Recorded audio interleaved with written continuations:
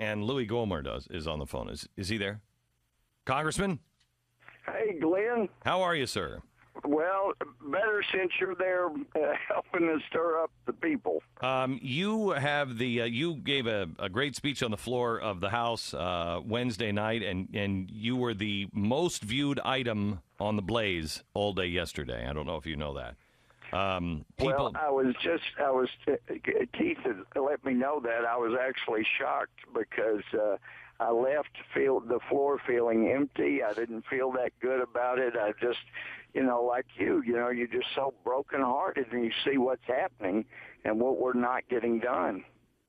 The House voted yesterday 329 to 91 for a 6-month continuing resolution to maintain government spending at just over $1 trillion. Alan West voted for it. Paul Ryan voted for it. You did not?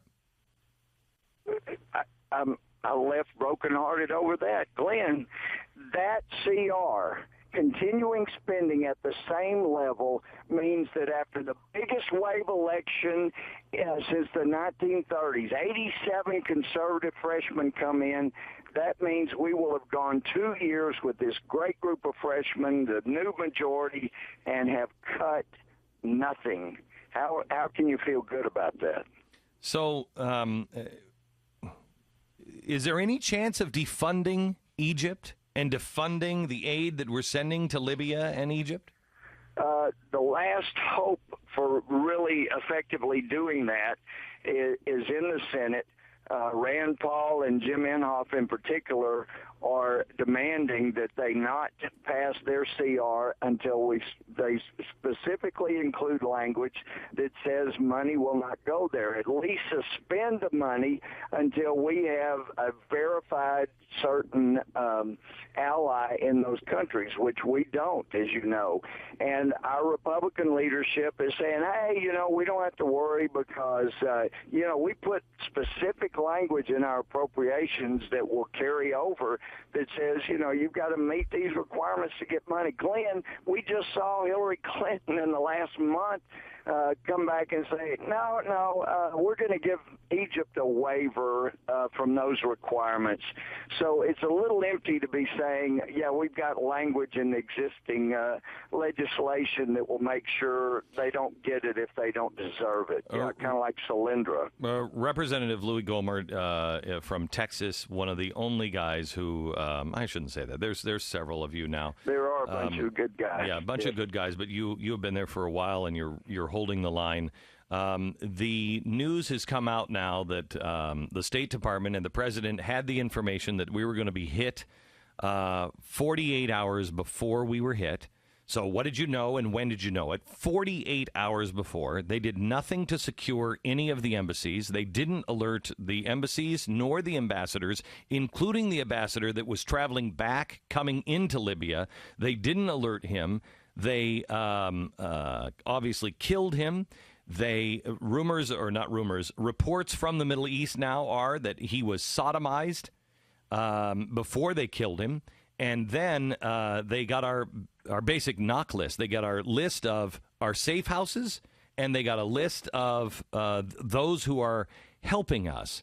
Can you tell me, is there anybody in Washington that has a concern that the President of the United States and our State Department knew about this in advance and did nothing? Well, yes, there's a bunch of us that are, but getting that to manifest itself in actual legislation seems a little difficult because, we don't want to raise too big a fuss, Glenn. I mean, golly, you know about this. There are consequences if you stand up for what you believe. Heck, you might lose your sponsors if you're a talk show host, or if you're running for office, people might not give to you, or people might not vote for you. And in fact, Glenn, the number one thing that we heard during orientation 8 years ago when I got elected, and it was true in both parties, other people and Democrats said that we were taught, drilled into us, the best thing you can do for your country is get reelected. And it made me mad every time I heard it because sometimes, you know what, you just may have to take a stand for the good of the country, the good of the future, and it may cost you. But then, as you have found, but when you do that, God can work things together for good. It may hurt for a little bit, but by golly, there will be something better come down the road. And those of us that know that are not afraid to stand up no matter what happens, but there are not enough people, obviously, that are doing that yet. If you don't have enemies, you don't have character. Well, my chief of staff says, well, you're over the target again because you're picking up a lot of flack. Well, what can the American people do? Should they call their senators or? Absolutely. Everybody that has a concern needs to call both of your senators and tell them, you call your leadership in both parties, Republican and Democrat, you call your leaders and say, hey, Rand Paul and Jim Inhofe are right, and we should not let any more money go to these countries. Not for now. This is too important. And, the message that goes out is that we may look strong on our school grounds, but we are scared of the bullies, and we will pay these little bitty bullies just to try to leave us alone. We'll give them our lunch money. And that never worked in elementary school. It doesn't work in the big world when they're killing our people, our servants, our public servants like Stevens.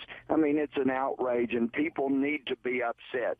But you got to give it to the president. Here you have 4 people killed in the line of duty when they didn't even warn them. And he does, though. He does bother to take a minute and a half from his busy campaign and fundraising out in Las Vegas and say, hey, it's been a tough week there.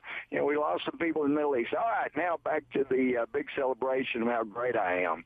You got to give it to him. He did pause long enough to pay a little tribute to those folks. Louie Gohmert, the representative from Texas in Congress. The number, by the way, to call your senators, 202-224-3121, 202-224-3121. Tell them not another dime to Egypt and to Libya. We are on the wrong side. And the president and I believe the State Department know it. Thank you very much. Thank you. Louie, thank you. Glenn, thank you so very much. You're welcome. You. God bless. God bless you. All right.